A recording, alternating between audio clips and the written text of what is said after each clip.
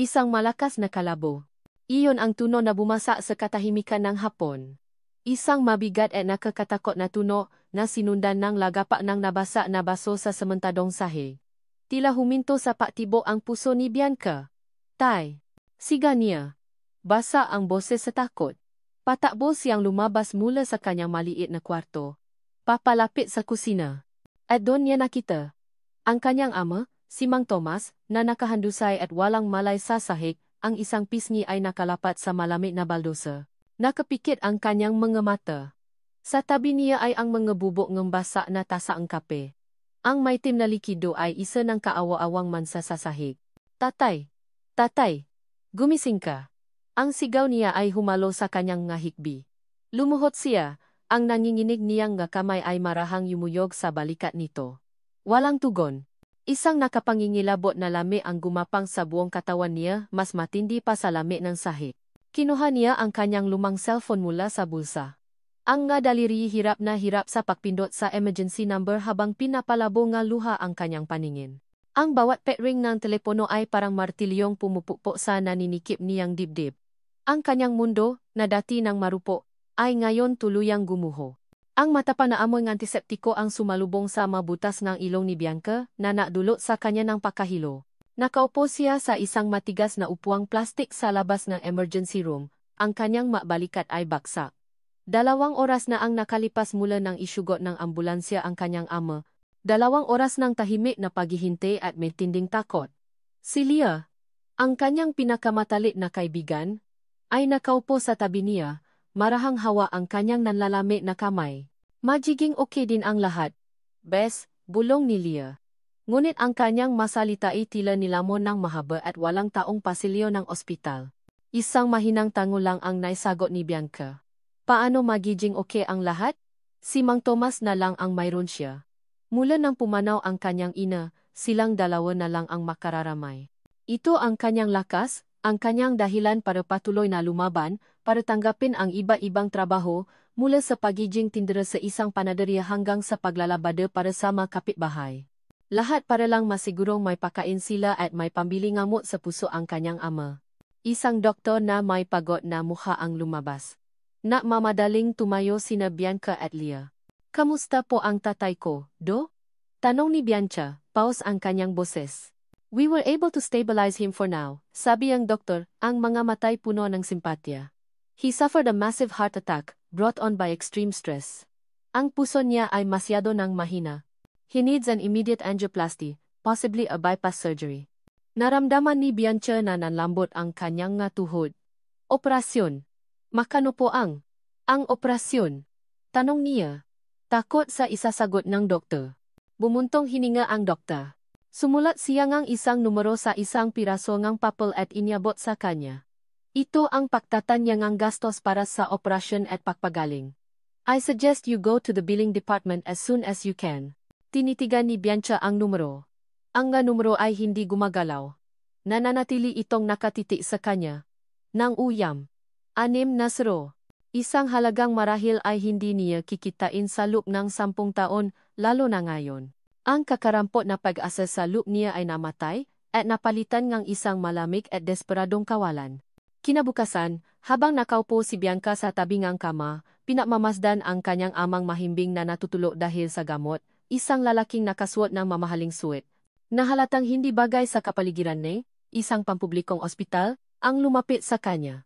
Miss Bianca Santos. Tanong nito. Ang boses ay walang emosyon. Ako nga po, sagot niya. Napatinggala. Ako si Attorney Diaz. Ipinadala ako ni Mr. Alexander Montenegro. Ang pangalang iyon. Narinig na iyon ni Bianca.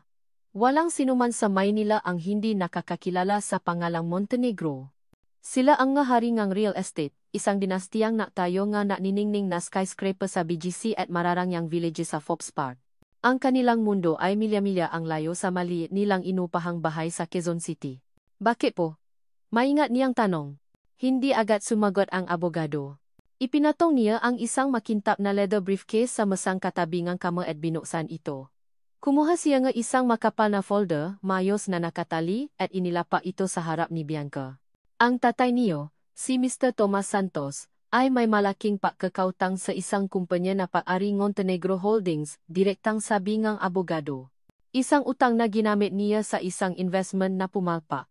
At ayon sa kontrata, kung hindi siya makakabayad, ang lupang kinatitirikan ng bahay niyo, na siyang tanging pag-ari ng pamilya niyo, ay mapupunta sa amin. Naramdaman ni Bianca na nanigas ang dugo sa kanyang nga ugat. Utang? Lupa? Walang anumang nabanggit sa kanya ang kanyang ama. Hindi. Hindi po totoo yan, nautal niyang sabi. Itinulak ng abogado ang folder palapit sa kanya. Lahat ng ebidensya at ang pirmadong kasunduan ng tatay niyo ay narito. Mr. Montenegro is ready to file a case, which would mean your father, in his current condition, will have to face court proceedings. Ang isiping ang kanyang ama, sa mahinang kalagayan nito, ay haharap sa isang legal na laban kontra sa makapangyarihang pamilya Montenegro ay gumimbal sa kanya. Pero, papatuloy ng abogado, bahagyang nagbago ang tono, Mr. Montenegro is a reasonable man. Mayroon siyang isang alok para sa iyo. Inilipat niya ang pahina ang folder sa dulo. Hindi iyon isang legal na dokumento. Isa iyong panibagong kontrata. Isang kasunduan sa kasal, deklara niya. A marriage contract. Tinitigan siya ni Bianca, hindi makapaniwala sa kanyang naririnig. Ano pong? Sinasabi niyo. Mr. Montenegro needs a wife for 1 year.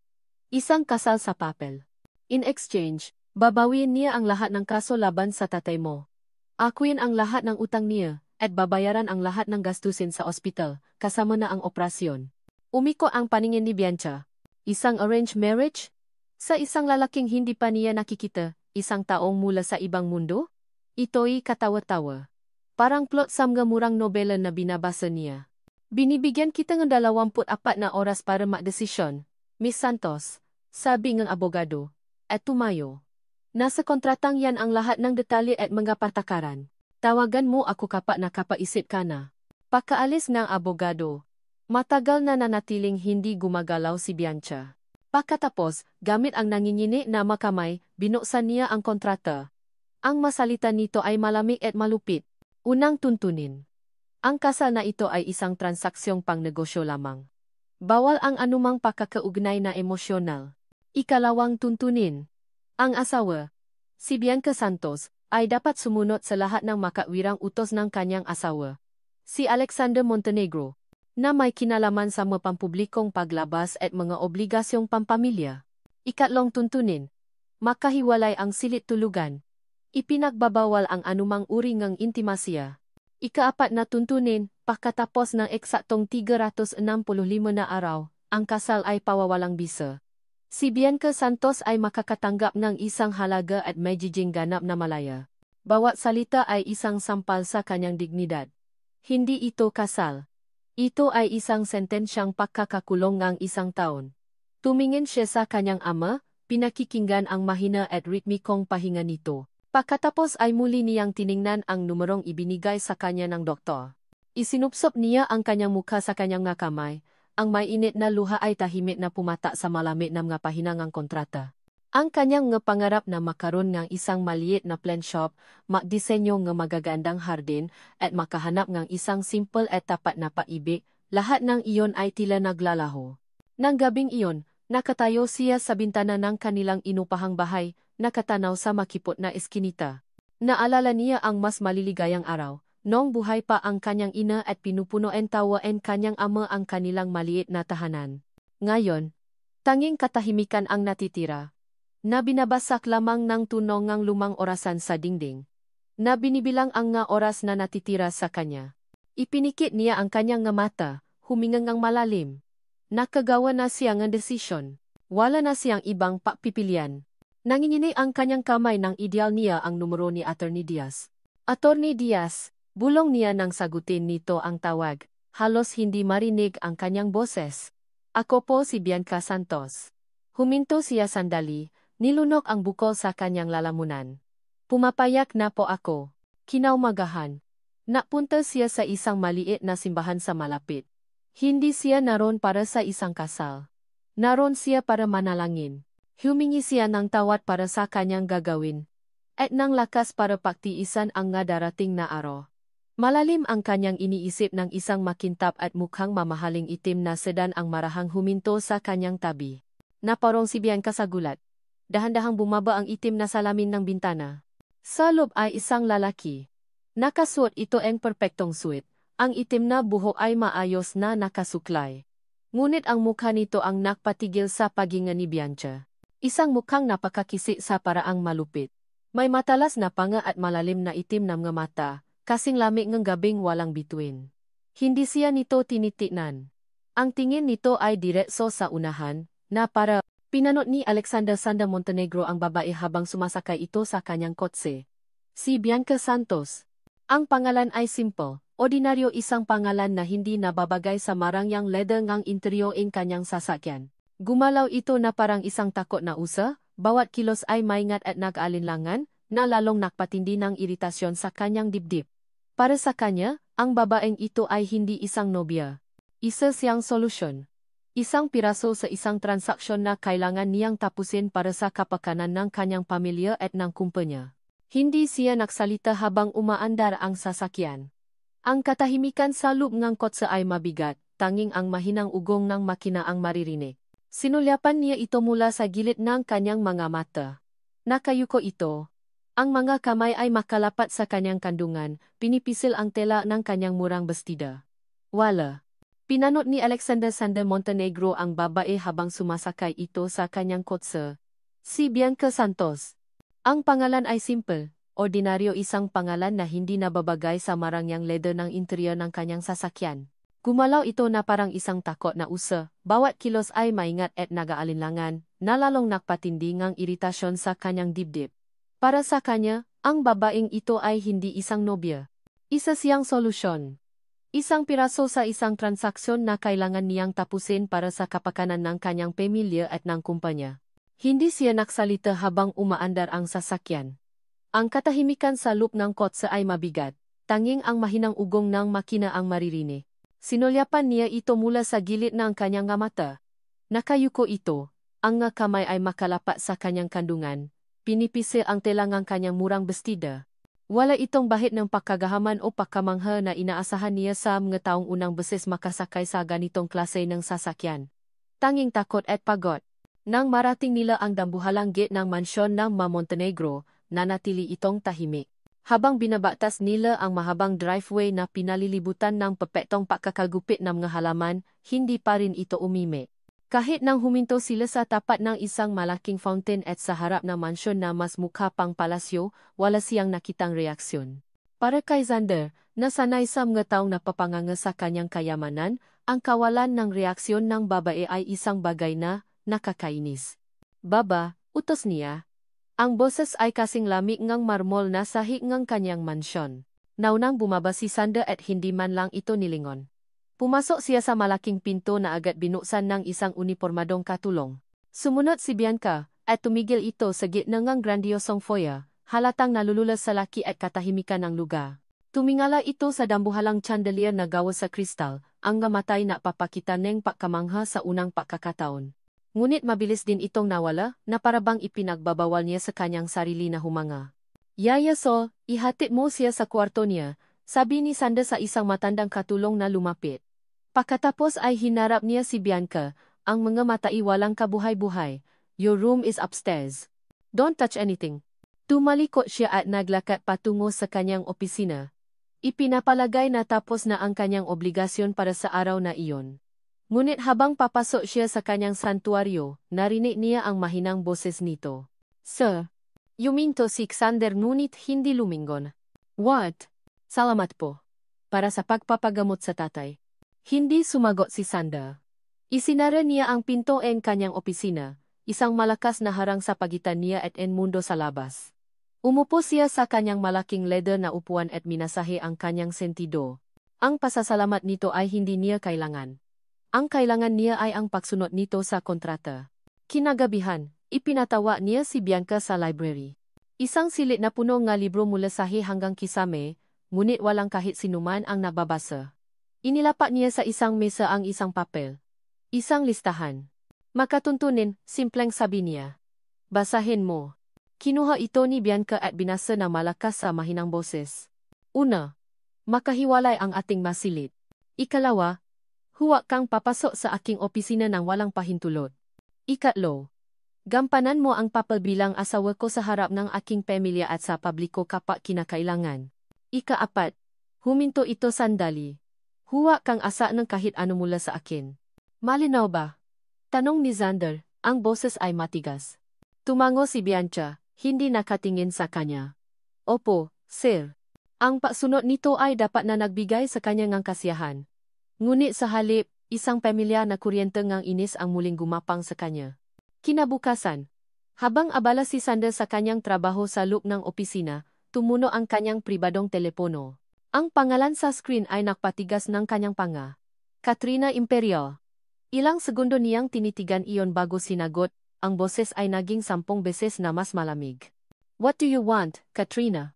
Isang tawang malandi ang narinig niya mula sa kabilang linya. Xander, darling. I heard the news. Totoo ba? Kasal ka na? At hindi sa akin. Ang boses nito ay matamis ngunit may bahid ng lason. It's none of your business, maring sagot ni Xander. Oh, but it is. Lahat ng tungkol sa iyo ay business ko. I'm coming back to Manila soon. Let's see kung sino ba talaga yang pinalit mo sa akin. I hope she's worth it. Bago pa man siya makasagot, ibinaba na ni Katrina ang tawag. Napakuyom ang kamao ni Xander sa ibabaw ng kanyang mesa. Ang babaeng iyon. Ang anino ng nakaraan na sumira sa kanyang tiwala sa paibig. Kusa niyang binuksan ang isang maliit na drawer at kinuha ang isang lumang litrato. Isang litrato niya kasama si Katrina, noong maapanahong naniniwala pa siyang totoo ang mangiti nito. Tinitigan niya iyon, ang galit at sakit ay muling nabuhay sa kanyang dibdib. Isang mahinang katok sa pinto ang napabalik sa kanya sa kasalukuyan. Ngunit bago pa siya makasagot, dahan-dahang bumukas ang pinto. Pumasok si Bianca, may daladalang isang basong tubig. Sir, naisip ko lang po baka. Natigilan ito nang makita ang hawak niya. Mabilis na itinago ni Xander ang litrato sa ilalim ng papel. Ang kanyang kilos ay bigla at puno ang gulat. Ang kanyang mukha, na kanina'y puno ng madilim na alaala, ay napalitan ng nayayelong galit. Naramdaman niyang nahuli siya, ang kanyang kahinaan ay biglang nalantad. At ang galit na iyon ay kailangan ng mapabubuntunan. Hindi ka ba marunong kumatok? Sigaw niya. Ang kanyang boses ay umalingaw-ngaw sa tahimik na opisina. Ang lakas nito ay hindi tugma sa maliit na pagkakamalingang dalaga. Nakita niya kung paano napapitlak si Bianca. Ang nga mata nito'y nanlaki sa takot. Ang baso ngang tubig sa kamay nito ay nanginginig. Umatras ito ngang isang hakbang. Ang muhay puno ngang pakalito at sakit dahil sa bigla at hindi inaasahang galit niya. Ang siga ni Xander ay umalingaw-ngaw sa isip ni Bianca ilang oras matapos siyang makulong sa kanyang silid. Bawat salita ay parang bubok na tumusok sa kanyang puso. Ang galit sa mga mata nito, isang galit na hindi niya maintindihan, ay naiwan sa kanyang pangingini at pakalito. Ano ang nagawa niya? Ang tanging gusto niya lang naman ay maalok ng isang basong tubig. Ang sumunod na araw ay naging mas tahimik at mas malami. Kung ang mansyon ay dati ng parang isang malaking kabaong, ngayon ay tila isa na itong najelong libingan. Lumalabas lang si Bianca sa kanyang kwarto para kumain, at sinisigurado niyang hindi sila makakasabay ni Xander. Ang bawat sulok ng bahay ay nakpapaalala sa kanya na siya ay isang dayuhan, isang estranghero na binayaran para gampanan ang isang papel. Ang bigat sa kanyang dibdib ay tila isang malaking bato na hindi niya maalis. Isang hapon, sa kanyang paglalakat-lakat para takasan ang nakakabinging katahimikan ng mansyon, napatpat siya sa likurang bahagi ng hardin. Doon, sa likod ng perpektong nga halaman at makukulay na bulaklak, may isang bahaging tila napabayaan. Ang damo ay matataas, at sa gitna nito ay may isang patay na fountain. Ngunit ang nakakuha ng kanyang atensyon ay isang nagisang halaman ng rosas. Ang masanga nito ay halos tuyo na. Ang ilang dahon ay kulubot at naninilaw. Ngunit sa dulo ang isang sanga, may isang buko na pilit na lumalaban para mabuhay. Isang bagay sa loob ni Bianca ang naanti. Ang kawaawang rosas ay parang siya. Nalalanta sa isang lugar na hindi para sa kanya, ngunit pilit pa rin kumakapit sa paasa. Kinabukasan, bumalik siya roon. Suot ang isang lumang damit at guwantes na nahanap niya sa bodega, nagsimula siyang magtrabaho. Binunot niya ang nga damo. Nilinis niya ang paligid ng rosas. Maingat niyang diniligan ang tuyong lupa. Naging santuwaryo niya ang maliit na sulok na iyon. Ang paalaga sa halaman ay naging paraan niya para alagaan ang sarili niyang nasasaktang kaluluwa. Hindi niya namalayan na mula sa bintana ng kanyang opisina, madalas siyang pinagmamasdan ng isang pares ng madilim na mata, ang may-ari nito ay tahimik na pinapanood ang bawat kilos niya. Isang araw, habang abala siya sa paglilinis, narinig niya ang isang matinis na boses sa kanyang likuran. Aba, ang senyora pala natin ay mahilig maglaro sa putik. Napalingon si Bianca. Nakita niya si Aling Marites, isa sa mamatagal ng kasambahay sa mansyon, na nakapamewang at nakatingin sa kanya mula ulo hanggang paa na may halong pandidiri. Magandang hapon po, Aling Marites, magalang na bati ni Bianca, kahit naramdam niya ang pangmamaliit sa tono nito. Anong maganda sa hapon kung ang itsura mo ay parang basahan? Sagot nito. Kala mo tunay na ginangkong makapakalikot ng lupa. Huwag mong kalimutan, hija, asawang depapel ka lang dito. Ang nga salita ay tumama na parang sampal. Napayuko si Bianca, naramdaman ang pag-init kanyang nga mata. Totoo ang sinabi nito. Yun ang katotohanan. Ngunit masakit pa ring marinig mula sa iba. Wala kang karapatang sabihin yan sa kanya. Isang malamig at makapangyarihang boses ang bumasa sa tensyon. Pareho silang napalingon ni Aling Marites. Nakatayo rin si Sander, ang mukha ay walang emosyon ngunit ang mga matay nagliliyap sa galit na nakatutok sa kasambahay. Sir Sander. Nautal na sabi ni Aling Marites. Baklang namutla. Naglakat si Sander palapit sa kanila, bawat hakbang ay mabigat at may awtoridad. Huminto siya sa pagitan ng dalawang babay. Ulitin mo ang sinabi mo, Sir, nagibiro lang po. Hindi ako nakikipagbiruan, putol ni Sander. Habang nakatira siya sa bahay na ito, sa ilalim ng apelido ko, siya ang ginang ng pamamahay na ito. Respetuhin mo siya. O makakaalis ka ngayon din. Malinaw. Opo, sir. Tetsavel po, ma'am. Nanking ininasabi ni Aling Marites at mapilis na umalis. Naiwan silang dalawa ni Sander sa katahimikan. Gulat na gulat si Bianca. Hindi niya alam kung ano ang sasabihin. Ipinagtanggol siya nito. Ang lalaking sumigaw sa kanya dahil lang sa isang basong tubig ay ipinagtanggol siya ngayon. Tinalikuran na siya ni Sander at akmang alis nang maksalita si Bianca. Salamat. Huminto ito na gunit hindi lumingon. I didn't do it for you. I did it to maintain order in my house. At naglakad na ito palis. Iniwan si Bianca na mas lalong lito kaysa dati. Nang gabing iyon, hindi makatulog si Bianca. Bumaba siya sa kusina para uminom ng tubig. Nagulat siya nang datnan niya si Sander doon, nakatayo sa harap ng bintana, hawa ang isang baso ng alak. Akma na sanang alis si Bianca nang maksalita ito. Mabubuhay mo ba ang rosas na yon? Napahinto siya. Nakatingin pa rin ito sa labas ng bintana. Susubukan ko po. Mahina niyang sagot.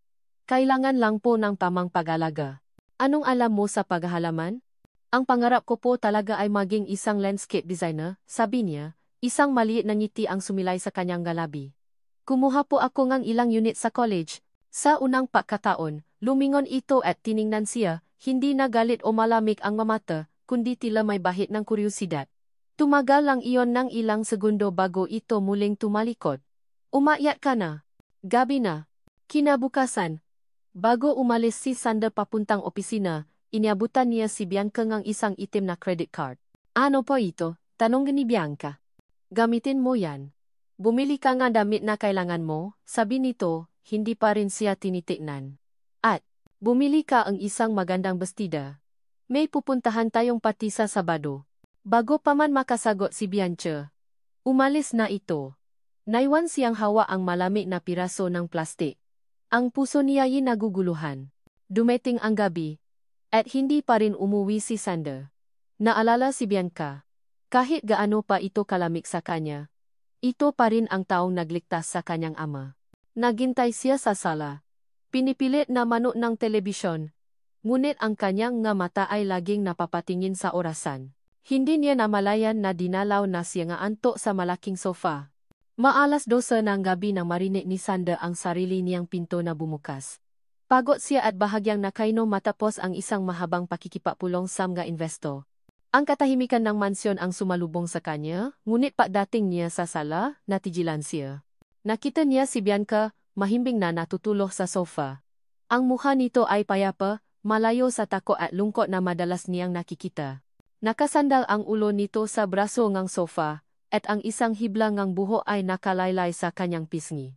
Tumayo si Sander doon, pinakmamasdan siya sa loop ng ilang sandali. Isang bagay na hindi niya maintindihan ang kumilos sa kanya. Dahan-dahan niyang hinubat ang kanyang mamahaling sweat jacket. Lumapit siya. Bawat kilos ay maingat para hindi ito magising. At marahang ipinatong ang jacket sa katawan nito para hindi ito ginawin. Ang kanyang kamay ay nanatili sa ere, ilang pulgada lang mula sa pisngi nito. Naramdaman niya ang isang hindi may paliwanag na pagnanasang haplusin ang buhok nito. Alisin ang hiblang nakaharang sa mukha nito. Ngunit bago pa man dumampi ang kanyang daliri, bigla niyang binawi ang kanyang kamay, na parabang napaso, napakuyom ang kanyang kamao. Anong ginagawa niya? Tumaliko siya at mabilis na umakyat sa hagdan. Iniwan ang jacket, ang babay, at ang isang damdamin na pilit niyang itinatanggi. Ang anniversary party ang Montenegro Holdings ay ang pinakamalaking social event ng taon. Para kay Xander, isa itong obligasyon. Isang gabing nga peking ngiti, mawalang kwentang usapan, at pakikipaplastikan sa mataong gusto lang ng pabor mula sa kanya. Ngunit ngayong taon, iba ito. Ngayong taon, kailangan niyang dalhin ang kanyang asawa. Ang kanyang asawang de papel. Buong araw. Hindi mapakali si Sander. Paano kung magmukha itong katawa-tawa? Paano kung hindi ito marunong makisama sa mga elitista at mapangmatang bisita? Ang kahihiyan nito ay magiging kahihiyan niya. Ngunit isang bahagi niya, isang maliit at nakatagong bahagi, ang nag-aalala hindi para sa kanyang reputasyon, kundi para kay Bianca mismo. 8:00 gabi, bumabas siya mula sa kanyang silid, suot ang isang itim na tuxedo na tila hinulma para sa kanyang katawan. Handa na siyang mainis, handa nang magbigay nga huling minutong utos. Ngunit natigilan siya sa paanan ng malaking hagdanan. Doon, sa tuktok ng hagdanan, nakatayo si Bianca. Nakatayo ito ron, at sa isang sandali, huminto ang pahinga ni Sander. Ang suot nitong bestida ay simple lang, isang navy blue na tela na yumayakap sa kanyang katawan sa tamang makluga. Hindi magarbo. Hindi rin kumikinang. Ngunit sa pagiging simple nito, lalong lumabas ang kanyang natural na ganda. Ang kanyang buho ay nakapuso ng simple, na napapakita ng kanyang mahabang late. Mayroon lamang siyang kaunting kolorete sa muka. Ang tanging alahas niya ay isang pares ng maliliit na hikaw. Hindi siya mukhang isang socialite na sanay sa mga ganitong okasyon. Mukha siyang isang diwatang aksidenteng napatpat sa mundo ng mamortal. Habang dahan-dahan itong bumababa sa hagdanan, ang bawat hakbang ay may dalang kababaang loop at hiya. Naramdaman ni Sander ang isang bagay na matagal na niyang hindi naramdaman. Pahanga. Nang makalapit ito sa kanya, hindi niya alam ang sasabihin. Ang utak niya, nasanay sa pagpapatakbo ang isang multibilyong pisong kumpanya, ay biglang nablangko. Okay lang po ba, sir? Mahinang tanong ni Bianca, halatang kinakabahan.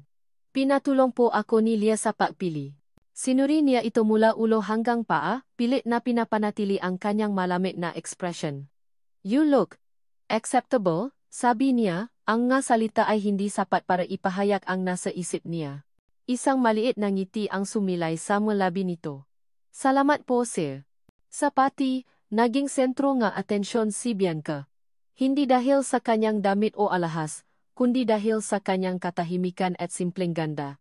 Maraming mga mata ang nakasunod sa kanya, puno ng pagtataka. Sino ang misteryosang babaeng ito na biglang naging asawa ng pinakakilalang bachelor sa Maynila? Dumating ang oras ng sayawan. Itinuktok ng banda ang isang mabagal na awitin. Ito ang sandaling kinatatakutan ni Sander. Isang pampublikong pagpapakita ng pagmamahal. Ngunit kailangan sumayaw tayo. Sabi niya, mas parang utos kaysa isang paanyaya. Inilahat niya ang kanyang kamay.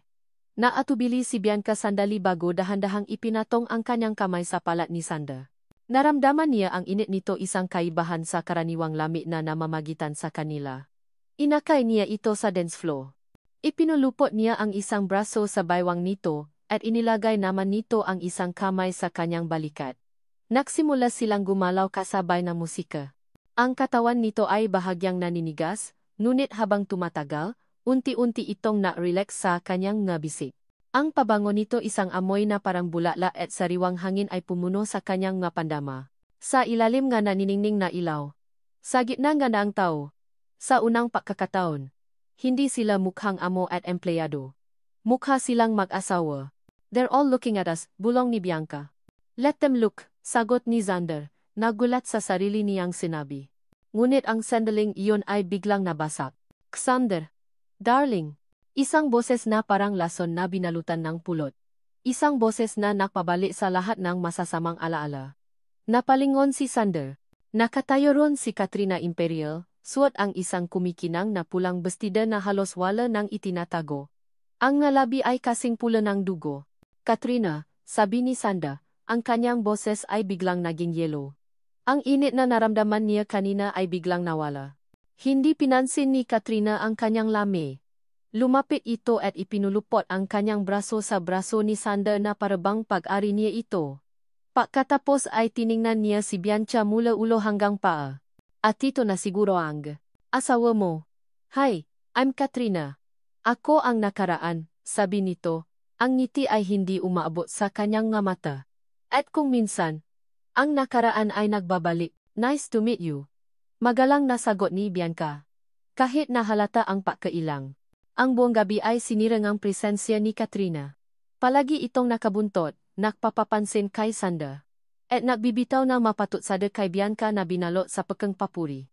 Nakita ni Xander kung paano unti-anting nawala ang kislap sa mga mata ni Bianca na palitan ng paalinlangan. Nang mapaalam si Bianca para mapunta sa comfort room, sinundan ito ni Katrina. Isang masamang kutob ang gumapang sa dibdib ni Xander. Sa loob ng comfort room, hinarang ni Katrina si Bianca. Ang kanyang matamis na maskara ay biglang nawala. Alam mo, naawa ako sa'yo, simula ni Katrina, ang boses ay puno ng peking simpatya.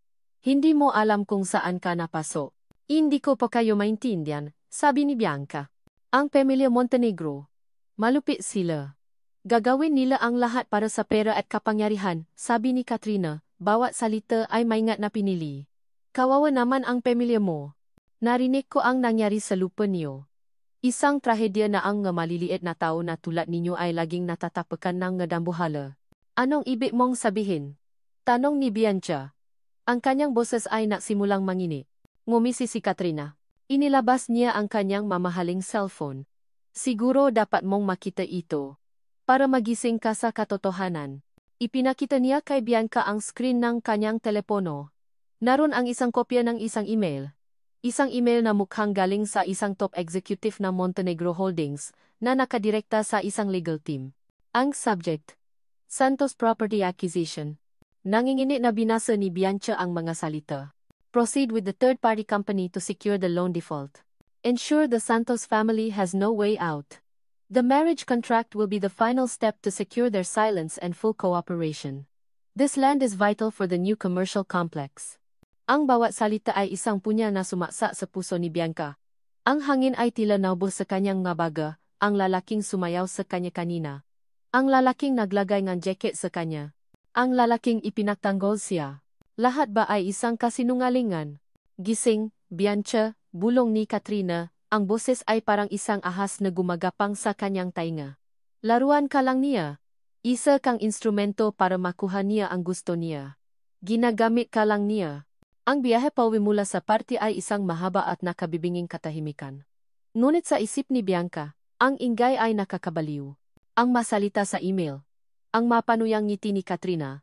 Ang imahe and dokumento lahat ay paulit-ulit na umikot. Isang laso na dahan-dahang kumakalat sa kanyang sistema. Nakatitilang siya sa labas ng bintana. Pinakmamasdan ang ngailaw ng siyudad na dumadaan na parang ngamansang ang kulay. Ang bawat alaala and kabaitan ni Xander ang pagtatanggol sa kanya laban kay Aling Marites, ang pag-alala sa rosas, ang jacket na ipinatong sa kanya, ang sayaw nila kanina ay isa-isang bumabalik. Ngunit ngayon, ang nga ito ay may bahid ng panloloko. Lahat ba ay isang palabas? Isang kalkuladong kilos para makuha ang kanyang tiwala? Para masigurong hindi siya papalak sa kanilang masamang plano? Ang sakit ay mas matindi pa kaysa sa inaasahan niya. Hindi ito ang sakit ng isang taong niloko sa isang business deal. Ito ang sakit ng isang taong umasa. Nagsimula na siyang umasa. At ang katotohanan iyon ang lalong nagpaduro sa kanyang puso. Pagdating sa mansyon, hindi na niya hinintay na pabuksan pa siya ng pinto. Mabilis siyang bumaba at halos patakbong pumasok sa loop, diretso sa kanyang silid. Narinig niya ang gayaba ni Sander sa likuran niya, ang tawag nito sa kanyang pangalan, ngunit hindi niya ito pinansin. Isinara niya ang pinto at isinandal ang kanyang likod dito. Ang luha na kanina pa niya pinipigilan ay tuluyan ng bumuhos. Buong gabi, hindi siya natulog. Nakaupo lang siya sa dilim, yakap ang kanyang nga tuhod. Hinahayaang kainin siya ng galit at pihati. Paano niya nagawa ito sa kanya? Paano siya nagawang tingnan sa mata, sayawin, at ngitian, habang sa likod nito ay may isang planong wawasak sa lahat ng natitira sa kanyang pamilya? Kinabukasan, isang pakete ang dumating para sa kanya. Walang pangalan ng napadala. Sa loob nito ay makopya ng mga dokumento mapapeles ng utang ng kanyang ama, mateknikal na plano ng isang commercial complex na itatayo mismo sa kinatitirikan ng kanilang lupa, at isa pang kopya nga email na ipinakita sa kanya ni Katrina. Ito na ang kumpirmasyong sumisigaw sa katotohanang pilit niyang tinatakasan. Isang desisyon ang nabuo sa kanyang isip. Isang desisyon na itinutulak ng desperation. Kailangan niya ng panghuling patunay. Isang bagay na hindi may kakaila. Isang bagay na manggagaling mismo sa halimaw. Hinitay niyang umalis si Sander papunta sa opisina. Ngunit sa hindi malamang dahilan, nagpasi itong magtrabaho sa bahay. Buong umaga, nakulong ito sa opisina nito. At si Bianca ay naghintay, ang puso'y kumakabo na parang tambol sa bawat segundong lumilipas. Nang magtanghalian, lumabas si Sander para kumain. Ito na ang pagkakataon niya. Nangingini ang mga kamay, dahan-dahan siyang pumasok sa ipinagbabawal na teritoryo ang opisina ni Sander. Amoy nga mahaling pabango at lumang papel ang sumalubong sa kanya. Ang lahat ay nasa perpektong ayos. Lumapit siya sa malaking mesa. Ang laptop nito ay bukas pa, naka-sleep mode. Naalala niya, hindi nito kailanman inilock ang laptop kapag nasa bahay lang. Naramdaman niya ang kaba. Mali ito. Isang paglaba sa tiwala. Ngunit anong tiwala pa ba ang natitira? Ginalaw niya ang mouse. Bumukas ang screen. Walang password. Nagsimula siyang mahanap.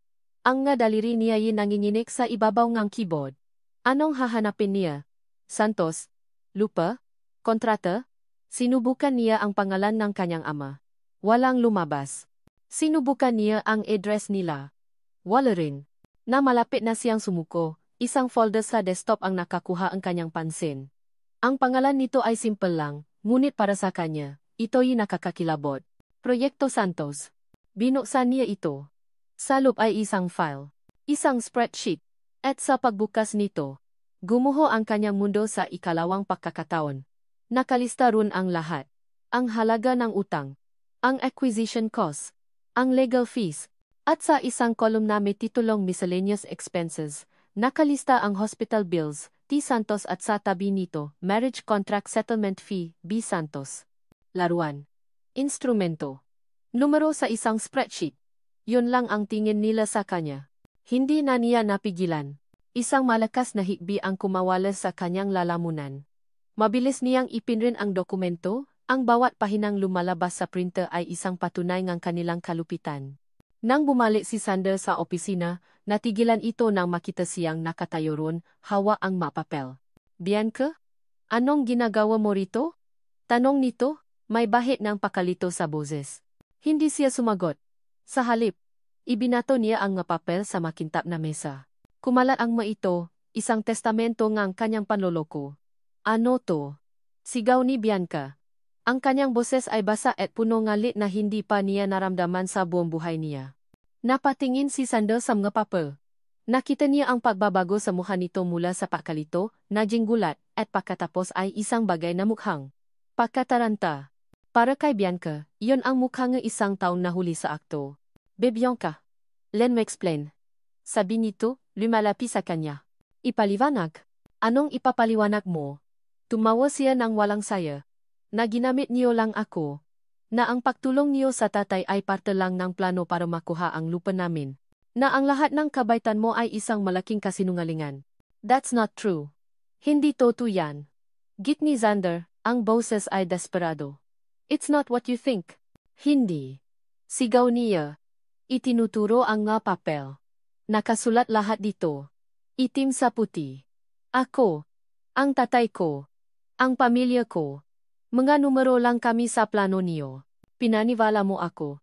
Nagsimula na akong Maniwala sayo. Anong klase kang halima? Bianca, please. Makinig ka sa akin. That's not my file. Hindi ko alam kung saan galing yan. Ngunit ang nasalita niya ay wala ng bigat. Ang tiwala niya ay basa na, hindi na mabubo pa. Ang nakikita lang niya ay isang sinungaling na pilit na inililigtas ang sarili. Dahan-dahan. Sa gitna ng kanyang ngeluhang walang tigil sa paagos, hinubat ni Bianca ang singsing sa kanyang daliri. Ang simpleng singsing na ibinigay sa kanya noong araw ng kanilang pagkikasal. Ang singsing na minsan ay nagsimulang makaroon ng kahulugan para sa kanya. Inilapak niya ito sa ibabaw ng mga nakakalat na papel. Ang maliit na tunog nito sa pagtama sa mesa ay umalingaw-ngaw sa nakabibinging katahimikan. Tumingin siya kay Sander, diretso sa mamata nito. Ang kanyang mamata ay puno ng sakit at pakasuklam. Tapos na ang kontrata, Mr.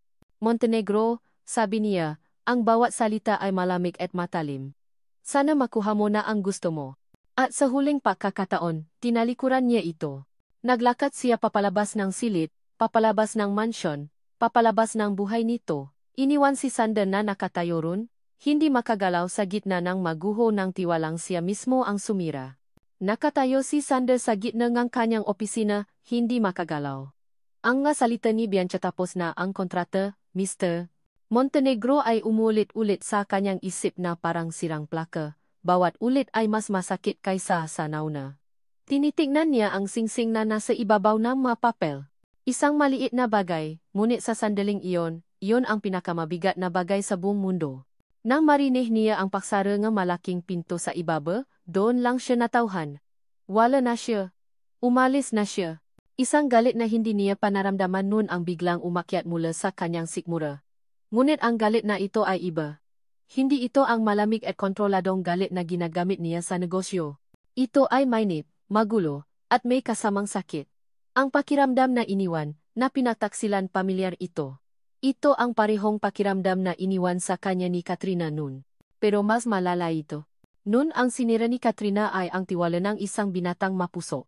Ngayon, ang sinira ni Bianca ay ang pader na yelo na itinayo niya sa paligid ng kanyang puso sa loob ng maraming taon. Ang pader na iyon ay nagsisimula ng makaroon ng mabita dahil sa kanya, nagsisimula ng mapatulo ng liwana. At ngayon, sa pag-alis niya, ang buong istruktura ay gumuho, at iniwan siyang nakalantat at nagdurugo sa ilalim ng gaguho. Hindi. Bulong niya sa sarili, ang kanyang kamao ay napakuyom ng mahigpit. Hindi ako papaya na ganito matapos to. Kinuha niya ang singsing mula sa mesa. Ang lamig ng metal ay parang kagat sa kanyang balat. Hinawakan niya ito ng mahigpit. Hindi ito galit kay Bianca. Ang galit niya ay para sa kung sino man ang gumawa nito. Para sa kung sino man ang nagtanim ng magkasinungalingang ito. Mabilis siyang umupo sa kanyang upuan. Ang utak na sanay sa krisis ay biglang nagsimulang gumana. Kinuha niya ang telepono at tinawagan ang isang numero. Marco, sabi niya nang may sumagot. Pumunta ka sa opisina ko. Ngayon din. Bring your best tech guy. Emergency. Ilang minuto lang. Pumasok si Marco. Ang kanyang pinakakatiwalaang pinuno ng seguridad, kasama ang isang binatang mukhang henyo sa computer. Sir? Tanong ni Marco, nakita ang gulo sa mukha ng kanyang amo. Itinuro ni Sander ang laptop. May isang file na itinanim sa computer ko. Isang folder na pinangalan ng Proyekto Santos. Hanapin niyo kung saan ito nanggaling. I want to know who created it. When it was placed. And how it got past my security. Nagsimulang magtrabaho ang dalawa. Habang sila'y abala. Si Sander naman ay naglakad-lakad sa loob ng opisina. Pilit na inaalala ang bawat detalye ng nakaraang araw. Ang party. Si Katrina. Ang masalita nito ay bumalik sa kanya. Ako ang nakaraan, at kung minsan, ang nakaraan ay nagbabalik. Ang pagbabalik niya sa Maynila. Ang biglaan niyang paglitaw sa pati. Ang paraan ng patingin niya kay Bianca. Ang lahat ng piraso ay nagsimulang makabit-kabit sa kanyang isip. Bumubuo ng isang larawang nakapangingilabot. Sir, may nakita kami, sabi ngang tech guy, ang nga mata nakatutok sa screen. Ang file na ito ay hindi ginawa sa computer na ito. It was transferred from an external source through a temporary backdoor access. Very sophisticated. Ang digital signature nito ay maingat na binura, pero ang ghost cipher na ginamit para ay mas ang IP address, may bakas na iniwan. It leads to an offshore account. Kaninong account? Mariing tanong ni Xander. Hindi namin matukoy ang pangalan. Sir, masyadong protektado. Pero ang account ay ginamit para bayaran ang isang private investigator ilang linggo na ang nakakaraan. Sino ang ginimbestigahan? Ang tech guy ay net-type pa ngang ilang beses bago tumingin kay Xander, ang mukha'y seryoso. Si Mang Tomas Santos po. At si Bianca Santos. Iyon na. Ang kumpirmasyon. Napapikit si Xander. Ang buong plano ni Katrina ay biglang naging malinaw na parang kristal. Hindi lang siya nito gustong agawin pabalik. Gusto siya nitong wasakin. Ginamit niya ang kahinaan ng ama ni Bianca para itulak si Bianca sa kanyang kamay, at pagkatapos ay gagamitin niya ang parehong sitwasyon para sirain sila. Isang perpektong bitag. Naramdaman ni Xander ang isang malamig na determinasyon na gumapang sa kanyang mga ugat. Tapos na ang pagdadalamhati. Oras na para lumaban. Marco, I need you to do two things. Sabi ni Xander. Ang kanyang boses ay kalmado na ngayon. Ngunit may nakatagong pangganib. Una, I trace ninyo ang lahat ng financial activities ng offshore account na yan. Huwag kayong titigil hanggang malaman niyo kung sino ang mayari. Pangalawa, kailangan ko nga lahat ng impormasyon tungkol sa investment na sinalihan ni Mang Tomas. Alamin niyo ang pangalan ng kumpanyang nanloko sa kanya. I want names. I want proof. Buong gabi, hindi natulo si Xander. Ang kanyang opisina ay naging isang warum. Ang mata sa engkapa ay naipon. Ang mga dokumento ay nakalat. Ngunit sa gitna ng kaguluhan, isang malinaw na plano ang nabubuo. Kinaumagahan, may resulta na sila. Ang pekeng investment company ay isang ghost corporation na nakarehistro sa isang pangalang hindi umiral. Ngunit ang pra ay dumaloy mula sa account ni Mang Tomas papunta sa iba't ibang account, hanggang sa huli, dumaan ito sa isang kumpanyang paarining. Ama ni Katrina Imperial. Iyon na ang ebidensya. Ang baril na umuso pa. Ngunit alam ni Xander na hindi sapat ang maito para kay Bianca.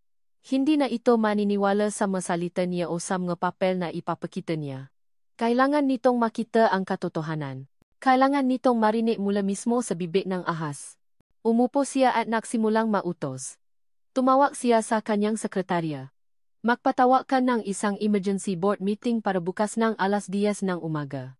Imbitahin mo ang lahat, kasama na si Mr. Imperial at ang kanyang anak, si Katrina. Sabihin mong ito'y tungkol sa isang internal security breach na may kinalaman sa Proyekto Santos. Pagkatapos, kinuha niya ang kanyang telepono. Alam niyang hindi siya sasagutin ni Bianca. Ngunit may isa pang paraan. Hinanap niya ang numero ni Leah, ang kaibigan ni Bianca.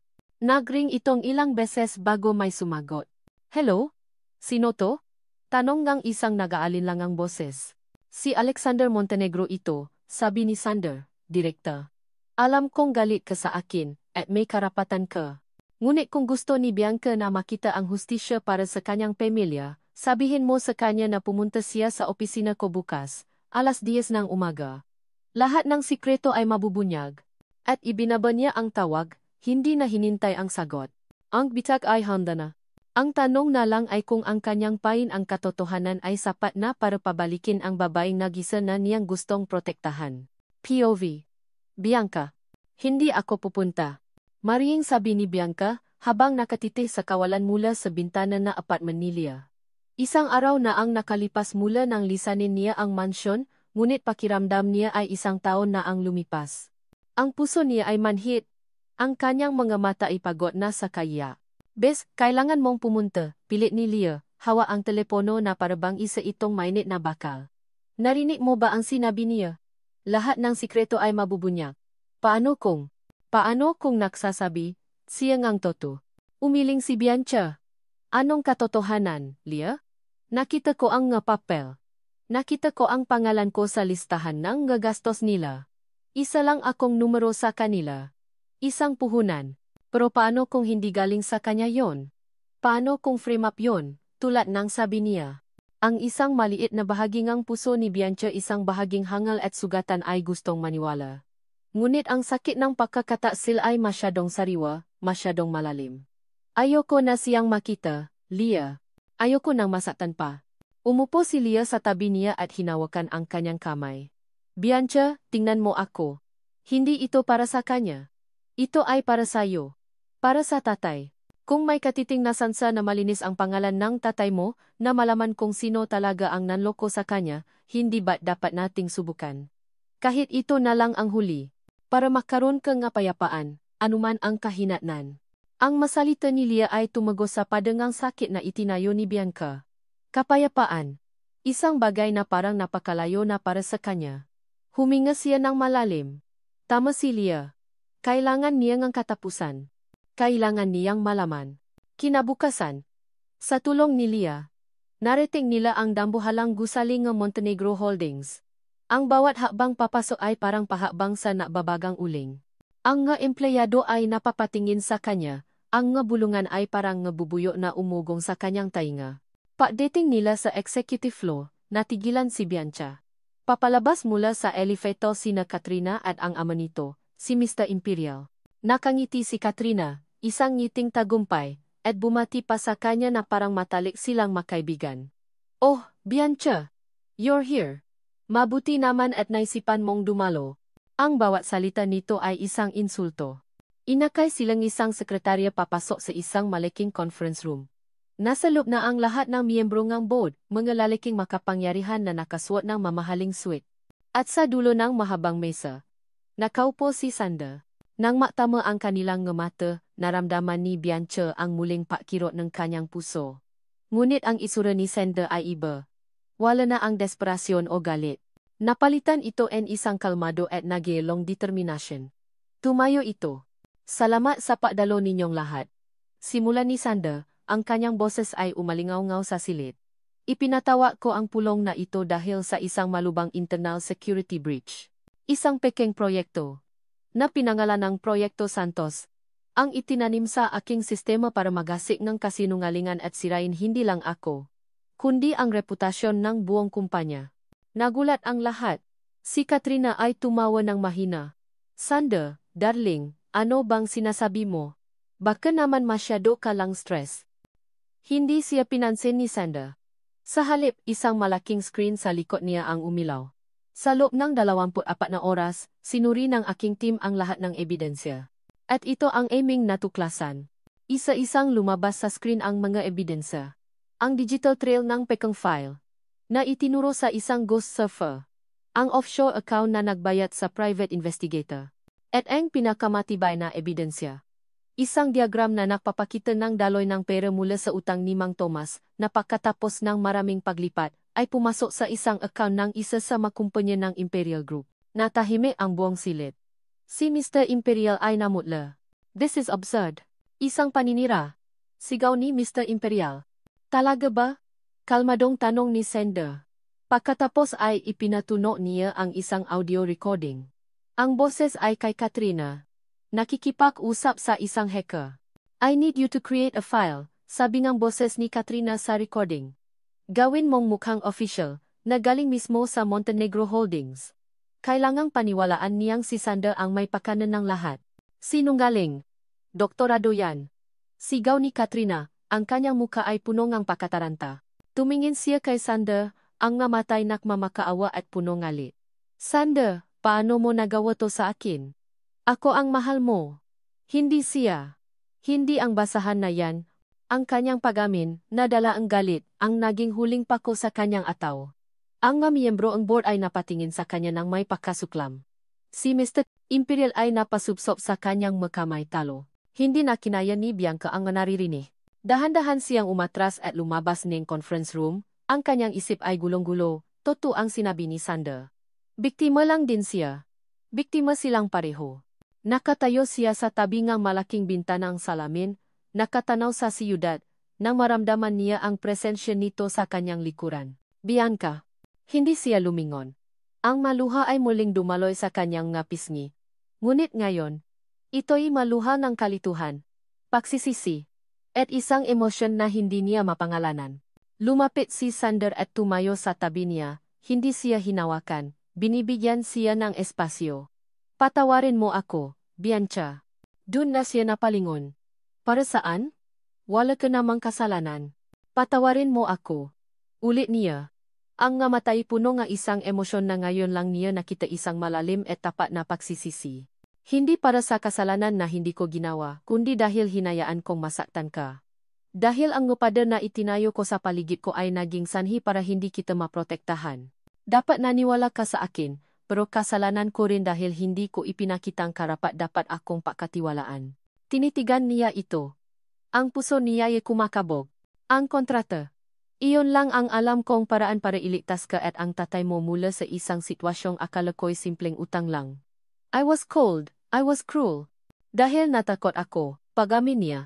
Ang kanyang boses ay bahagyang nangini. Natakot akong maramdaman ulit ang naramdaman ko noon. Pero huli na. Dahil ang nararamdaman ko para sa iyo ngayon, mas malakas pa kaysa sa takot. Kinuha niya mula sa kanyang bulsa ang singsing. Nang sinabi mong tapos na ang kontrata, tama ka. Tapos na nga.